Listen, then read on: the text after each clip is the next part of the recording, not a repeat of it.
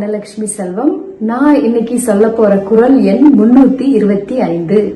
அறத்துப்பால், அதிகாரம் கொல்லாமை. நிலை அஞ்சி நீத்தாருள் எல்லாம் கொலை அஞ்சி கொல்லாமை சூழ்வான் தலை.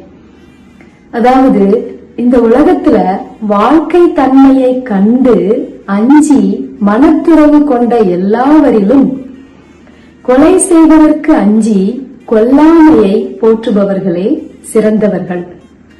உலகின் நிலையை வெறுத்து துறவு பூண்டவர் எல்லாவரிலும் கொலையை வெறுத்து கொல்லாமையை கடைபிடித்தவரே சிறந்தவர் ஆவார்கள் அப்படின்னு வள்ளுவர் சொல்றாரு. நன்றி.